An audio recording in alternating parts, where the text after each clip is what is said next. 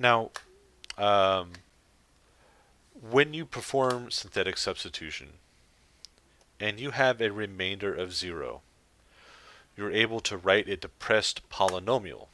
So consider what we've got here. We've got this cubic, 2x cubed and blah, divided by x plus 3.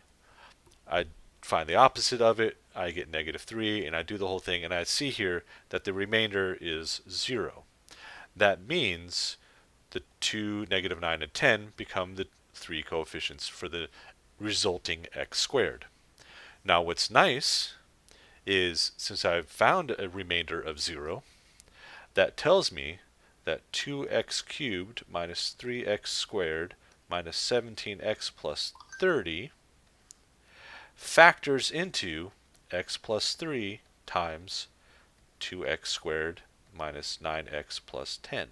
And now I've got myself a linear part and a quadratic I might be able to, sorry, I kind of covered it up there, that I might be able to factor using any sort of quadratic method.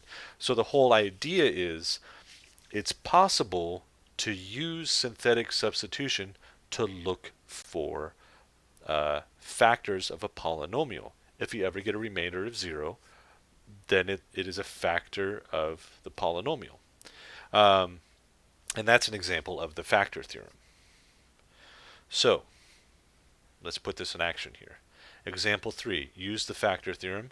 Determine whether x minus 5 is a factor of x cubed minus 7x squared plus 7x plus 15. Then find the remaining factors of the polynomial. So what makes x minus 5 equals 0? Well, that would be 5. So 5 is going to go in my house.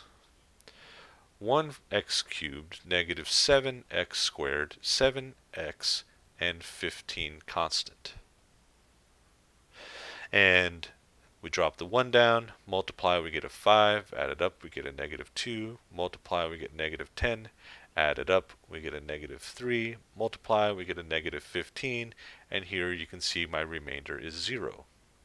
So that means that this cubic here factors into x minus 5 times 1x squared minus 2x minus 3.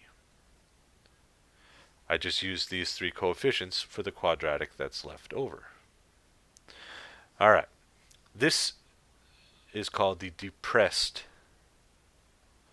polynomial, and the reason why it's called that is because it's depressed by one exponent. It was a cubic, now it's a squared.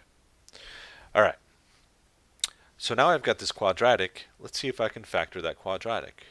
So I need two numbers whose product is negative 3 and whose sum is negative 2. Well, that is 1 and negative 3. So this factors into x minus 5. It just kind of hangs out there. X plus 1, x minus 3. And there is the completely factored cubic. So that's pretty cool. So the idea is, if we use the factor theorem, it's a potential that we can find a factor of this high degree polynomial, and what's left over might become something that we can factor itself using a quadratic method, or maybe perfect squares, or difference of two cubes, or that kind of thing. So the idea is, hopefully what's left over in the depressed polynomial, it can still be used to find more, or to factor. So that's the idea behind the factor theorem, is we can keep plugging in numbers, and hopefully eventually we'll find the right one to actually reduce it down and turn it into something we can do a normal method on.